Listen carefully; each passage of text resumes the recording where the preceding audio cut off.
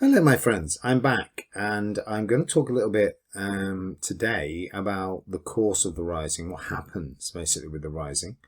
And if you remember, we last left it, we talked about some of the planning and some of the problems that it encounters, and that it make a decision just to have a go anyway, even though it looks really as if that any chance of success is, it's pretty gone by now by the time they actually do it. But I say they do launch the rising. And I'll be quite critical of the rising. Many people have as a military endeavour.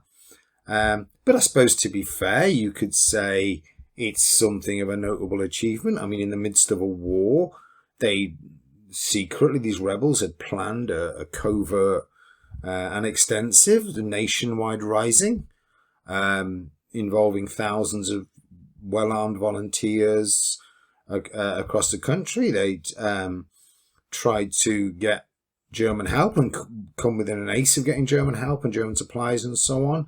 The IRB secret military council had, managed to essentially take over the volunteers and managed to convince the leadership of the volunteers, Owen McNeill, for example, that the idea of a rebellion is at least a kind of possibility.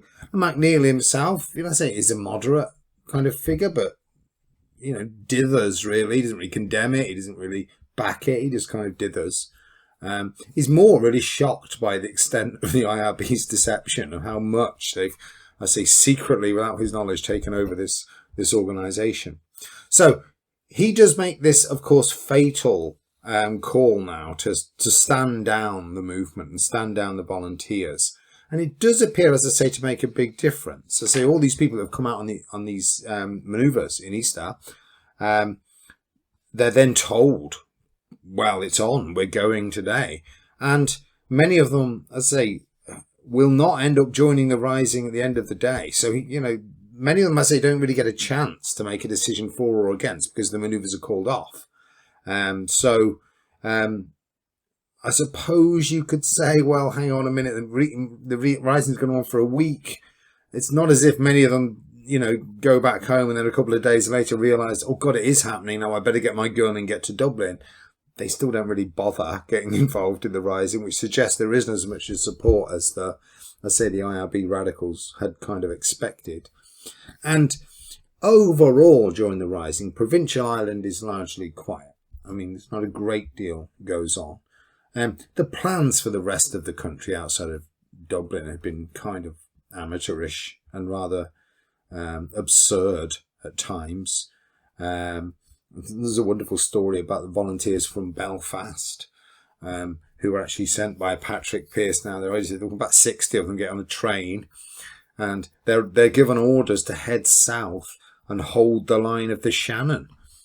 The Shannon River is a big, huge, long river in Ireland. There's about 60 blokes. I don't know how the hell they're going to do that. And basically what happens is they get to Omagh. They all get off the train at Omagh to change trains. And then, sod this, we'll go home. And they'll end up going back to Belfast. So I say it is a bit kind of unrealistic, some of this. We do get some notable outbreaks in provincial Ireland. I'll just show you two key people in particular. There we go, two key people. And you get small scale operations occur in Meath around Ashbourne under the command of Thomas Ashe, who's another one of these IRB leaders. And the later, on the left there, Richard Mulcahy, later Chief of Staff of the IRA and Minister for Defence, of a big, long political and military career in independent Ireland. But they get their guys up and basically attack a number of police barracks and so on. Eventually there's a firefight near Ashtown in Meath, and which lasts a few hours. Something like 6-8 policemen are killed in the end. But eventually Ashe and Mulcahy withdraw their men, go off into the hills, and basically are ordered to surrender now when the rising collapses in Dublin. So these are very small scale skirmishes, but I suppose they're notable that something happens. In Louth, another unit tries to march to Dublin. So they gather up and realise, oh God, there is something happening. Let's go. again, that doesn't go anywhere. As I say, things like what happens with the IRA in Belfast and so on. In Wexford, there's a unit of about 100 volunteers who occupy and escort the town. They go into the town itself and occupy it for a few days before eventually British troops arrive and they end up surrendering. And yeah, it doesn't last particularly long.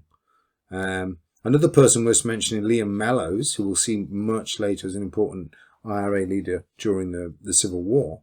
And he's out there in Galway. And this is the only other real notable attempt at kind of insurrection. And he has a big group of volunteers, a few hundred volunteers, and they kind of meander up and down the coast. There were some token attacks on RIC patrols and RIC stations, police stations, in a number of little villages.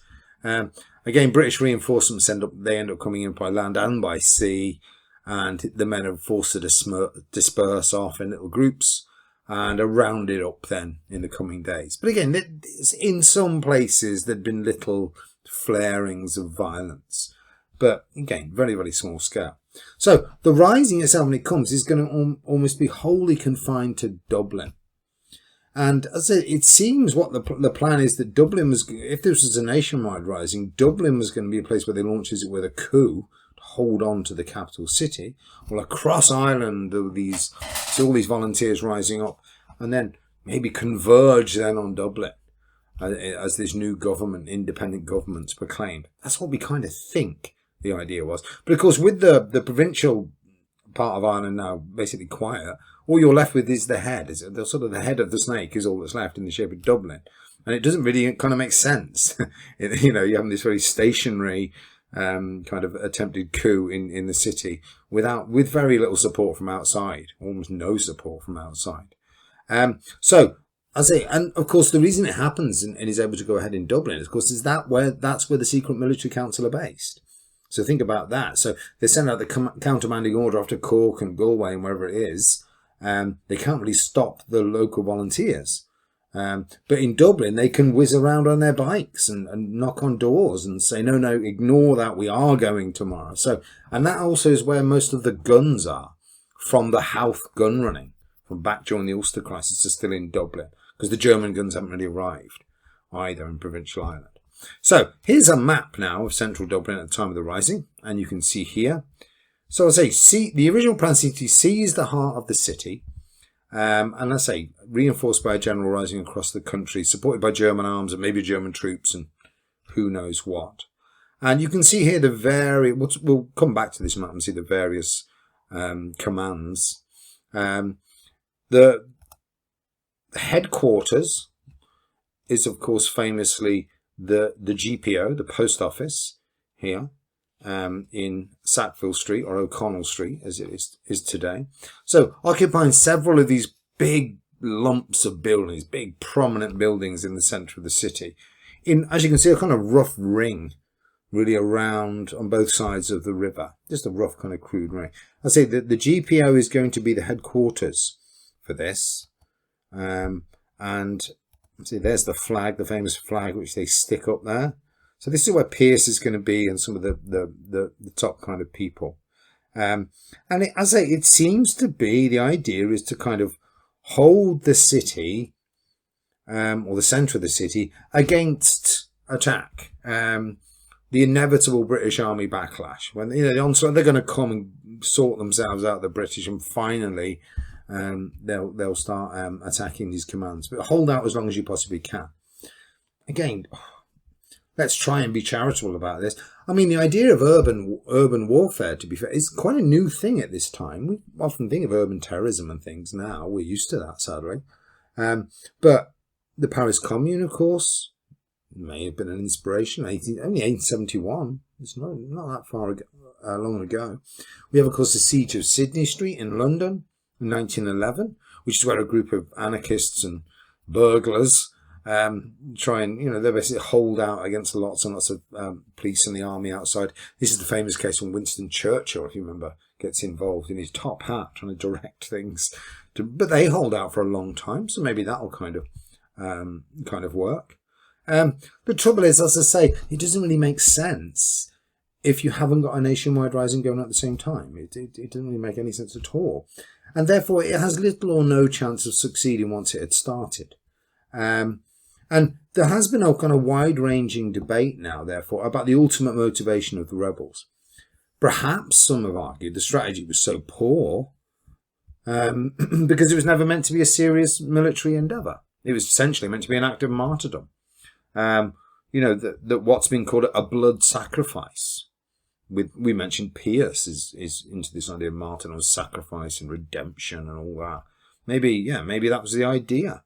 And therefore, it was doomed to failure, but it was kind of meant to fail all along and just hold out and make your statement, if you like. But you're going to get up martyring yourself for the great Irish Republic.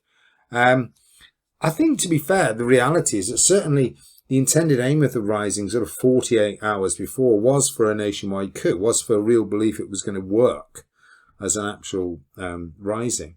But I say with all the failures that you have, the countermanding order and casement and all losing all the arms and all that stuff, the kind of focus shifts, as it were, from the practical insurrectionists, maybe the IRB people and Connolly and so on, over to the ideologues, the poets, the romantics, and their kind of morbid mindsets that they have. They increasingly come to their self-sacrificial sort of poetry and so on that they're writing. That becomes the language, as it were, of the rising. So I think it becomes a blood sacrifice. And there's little real evidence that the vast majority, I say, those outside of that small handful of propagandists and so on in the military council are seeking martyrdom, who are actually involved in it. It seems to be taken seriously by, I say, the people who actually planned it. And I say it's kind of hard to see Tom Clark and Sean McDermott, who aren't really into this stuff, going along with a plan that was hardwired to fail in the first place. So the rising for a few people, I think, was a blood sacrifice. Others, it was a realistic attempt at a coup. For many, it seems to have just been a show of force. Say, here we are. And they haven't really thought much of really beyond exactly what it was going to, what they were going to achieve. So it becomes a blood sacrifice, this. And I say that the strategy, whatever you believe the ultimate motivation is incredibly poor. And we'll talk about the reasons why they make some basic kind of failures when they're trying to launch this coup. A great comparison, by the way, if you look at this coup, compare this with the Bolshevik coup in October 1917 that Trotsky organizes. Very well organized. And, it succeeds, obviously. But I see the Easter Rising has no real chance of doing it. I suppose all the volunteers themselves, they're not really experienced people. They lack military training really of any sort. Only James Connolly actually had been a member of the British Army. But because he keeps all that quiet, he doesn't want to talk much about that. And I said the others are just propagandists and idealists and really IRB conspirators. They're far better, I say, with dynamite, trying to blow up a bridge in the shadows, rather than actually this kind of thing. And what you have is their inexperience on the ground becomes almost absurd at times during the rising. So they've basically marched into these various buildings now, shoved a few people around, they've shot a few people. The first guy they shoot, actually, dreadful really, is a poor policeman, poor middle-aged policeman who's directing traffic, and shoot him in the back. He's now become, in their mindset, an agent of the oppressor or whatever it is. It's very, really sad. But I say, lots of pushing and shoving, real panic, confusion, and they basically set up shop and start breaking windows and putting up, barricades and things, and basically sit and wait now in these various places. But I'll give you an example as to how naive they are. If you look at Stephen's Green, the garrison at Stephen's Green, which is down, as you can see down in the bottom there, they believe that the epitome of modern warfare is trenches, digging trenches, because that's what's going on in France. Or that's what you do. So they start digging trenches in the park. Stephen's Green, this big park. I'm sure you've seen this. They just start digging trenches. And of course, all it allows the British to do when they arrive is basically go into the buildings high up surrounding this park and shoot down on them. And eventually they give up on the trenches and end up retreating then into the College of Surgeons, where they make a bit more of a go of it. So again, kind of kind of silly in many ways. One interesting fact, of course, about the Stephen's Green garrison is that it's actually under the command of a woman in the shape Constance Markovich, who we mentioned there amongst the socialists. But she's very much an exception when it comes to women's role in the rising itself. The women's organisation, Kuminamon, which is a small group of paramilitary women, they only join the rising late on the first day. Again, they've kind of been left out of the planning. Many of them are female relatives of the leaders. James Connolly's daughter, for example, is part of this. A number of them had asked to join the fighting. They want a gun, but no. Again, it's rather right-wing, this. Women's role is not to fight. That's a man's thing to do. And women would tend to be, as will be the same during the War of Independence and so on. The women's role will be to pass messages back and forward and give some rudimentary nursing and whatever, make the tea and stuff, really. They won't actually ever be a part of this. The same for the youngsters, the Fianna Éireann, which are these, we saw a bit with Pierce, these kind of Republican Boy Scouts, if you like. They pass messages and so on between the various commands, written messages and whatever. And many of these young men, of course, will go on to become later on prominent members of the IRA during the War of Independence. A great example of this is Vinnie Byrne. Vinnie Byrne, one of Michael Collins's key assassins, as we'll see.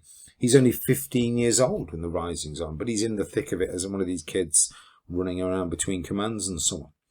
Let's say, so other locations they choose in terms of strategic reasons, again, are kind of absurd as well and pretty hopeless.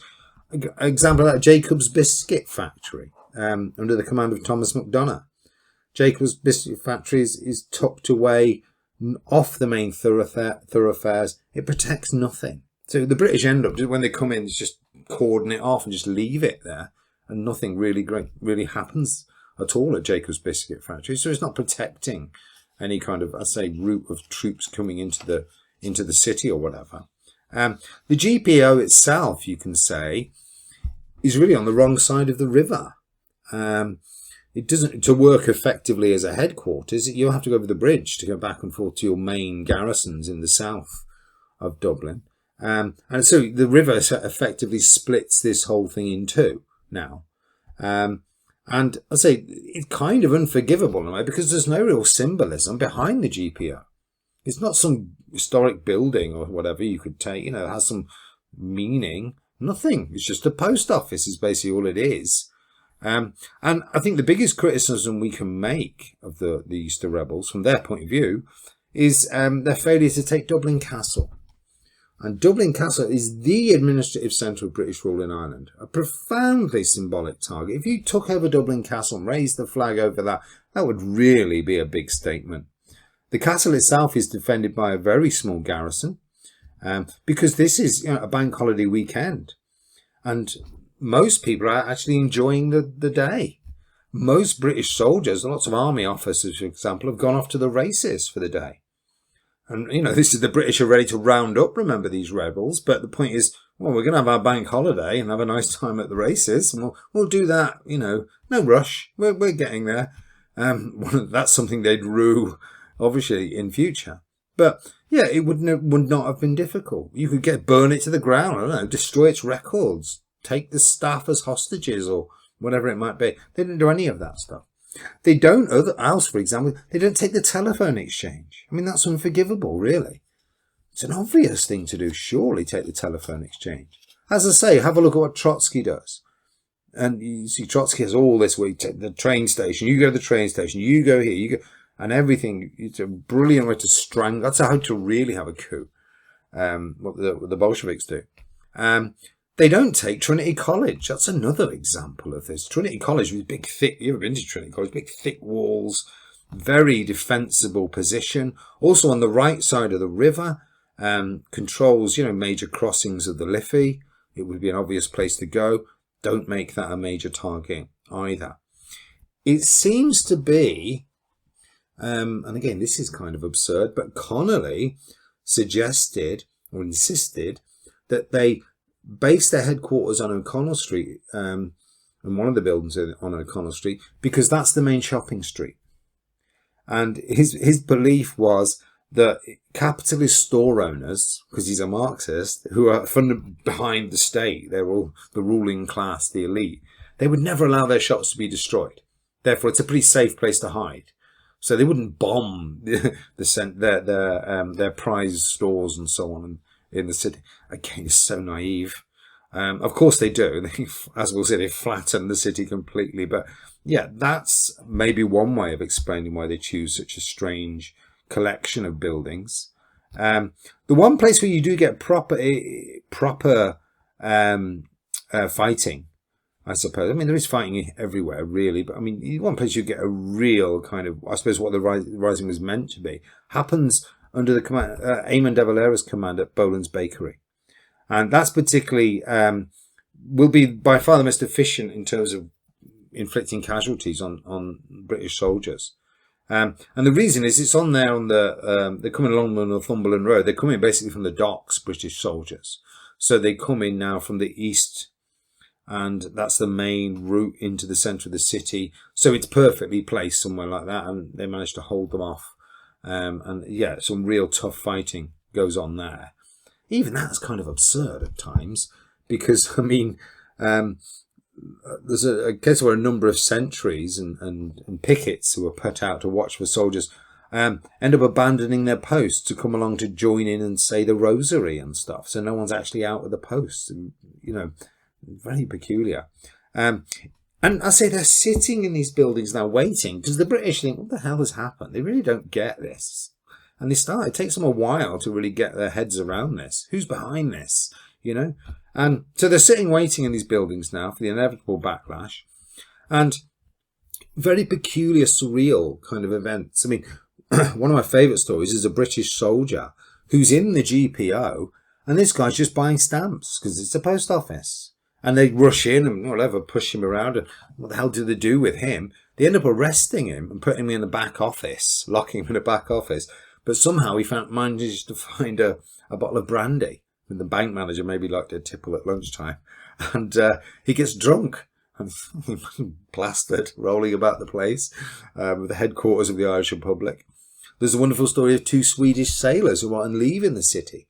And they come in and they agreeing to join in on the rebel side. But as long as they can, it would all be over by Thursday, because their ship's got to set sail again. Very, very strange. And others, I say, they sit around. We've got some wonderful examples of what they imagine they're doing, these ordinary volunteers. Some of them actually design postage stamps. Isn't that a lovely thought? For the new state, the new Irish state's been created, they just draw little postage stamps and stuff. And I say most of them talk, whenever they, I suppose, mention politics or write down their thoughts as they sit waiting. Very peculiar, unique political visions. There are not many people talk about the Republic in there. Very strange things. So when Patrick Pearse comes out in front of the GPO to make this pronouncement, it is very surreal. A small crowd of, these are holiday shoppers. They're out looking, who's this guy? And he starts reading this proclamation outside the GPO. Not on the steps of the GPO, by the way. You always get tour guides saying, Patrick Pearse reads the proclamation on the steps of the GPO. The GPO doesn't have any steps.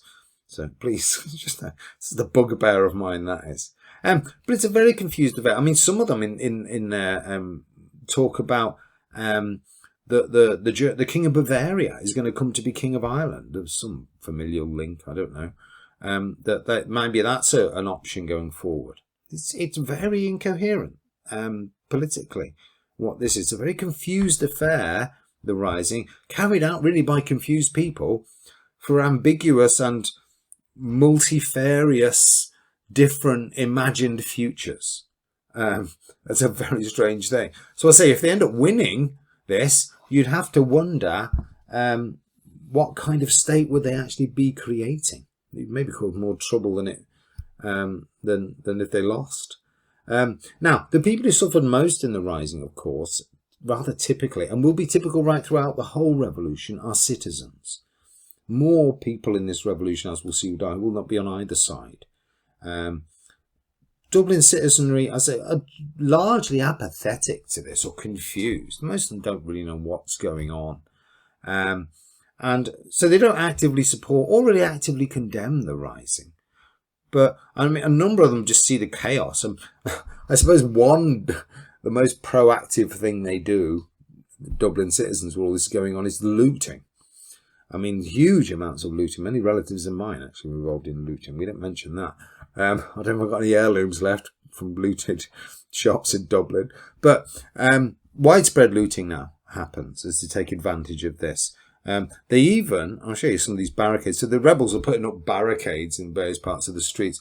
And there's this wonderful stories of people, rather than going to the shops and looting, there's a grandfather clock or something on the pile. Have that. So they start taking the barricades apart. That's not good at all. And looting becomes such a big problem that Pearce himself threatens, very uncharacteristically, it has to be said, that any looters found will be shot on sight. Again, no shootings ever actually happen in the end. So it's a strange, surreal, rather chaotic kind of affair. But the chaos within the city is going to be rather short-lived. I say, because everyone knows that the British are coming. The British backlash is going to happen. The number of people who are in the rising, there's about 800 at the start on the first day, and almost twice that number then by the middle of the week. So people drift in from various kind of places. And so somewhere, I say about 1,500 or so. We'll end up 1,600 maybe, part of it. And I say all the British will end up doing, and once the shock factor, as it were, of the rising is over, now the initiative passes from the rebels now to the British. And the British, with great efficiency, really, now begin to cordon off the commands. They find out where they are. They're in the bakery, they're in here, they're in that. And they begin to close off the streets, push the citizens back, and slowly now close the cordon around these various locations. And one by one, they begin to reduce them. They particularly focus on the GPO, obviously, which is the headquarters of all of this. Of course, they famously bring a gunboat up to Liffey, where they end up bombing the city now, and the centre of the city. And I think I've got some, you can see here, so here's some troops firing the GPO. But I say the cordon's going to be closing and closing. And it's very, in the crossfire of this, it's huge amounts of civilians and so on are going to be killed. But I say the net begins to tighten now as the week goes on. And in the end, what's going to happen is Pearce witnesses someone being, some citizens being killed in the crossfire. And I don't know if this is true or not, but apparently he doesn't want to see any more suffering for the people of the city. And he decides then he's going to surrender. It's almost inevitable anyway. And you can see, I say, how wrong James Connolly was. This is the centre of Dublin now, I say, after this huge shelling. It's shocking when you look at that, isn't it? I mean, it really does look like a city during the Second World War after an aerial bombardment. But yeah, so Pearce himself now is going to make this decision to surrender. And in fact, the other commands themselves actually are still holding together. It's the GPO that's going to end up surrendering first. So again, you can see that this is a view of the GPO here now.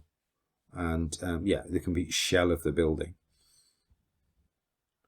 And what had been a kind of rather farcical affair, very dramatic and so on, but I say surreal almost. And here are the casualties, just before we go to that, just to give you an idea of the casualties. And you can see here, particularly, I say, how many civilians are being killed. This is, I say, going to be so true over the whole of this when we talk about the revolution. So whether we'll be in the riots in Belfast or the ambushes of West Cork or wherever it might be, civilians always going to be a higher proportion of the casualties in these kind of fights. Same Civil War will be the same, sadly. So I say Pearce himself ends up sending out a message and that he wants to surrender. And he goes around actually just a little side street off Sackville Street there and makes his surrender. And then the order is going to be sent out now to all these other commands that we're surrendering now, and they will also end up giving up then. And that's the end. I say very, very peculiar, very, very surreal. Now, what's going to be most important, I say we'll talk about this next time, is what happens afterwards with this rising. How are the British going to react? How are the our Irish citizens going to react to this? Very strange kind of, let's see, it's such a shock, this, that no one can really know. People don't even know who's behind this. The press don't know who's behind it. Remember, it's all been secret. So everyone is going to try and, let's say, get their heads around this whole thing. And what we'll see, I say, we'll certainly talk about in our last lecture on the Easter Rising. We'll talk about the aftermath of this, and I say how it begins to shape now a new, I suppose, a sympathy, ambiguity maybe about the Rising, and that how that will be later on in our next section. We talk about Sinn Féin will be able to be used and picked up by this new movement called Sinn Féin, who will very much use the Rising as its sort of foundation myth. And so we'll talk about all that kind of, I say, going forward. Okay, folks, so I'll see you again very shortly in the next one.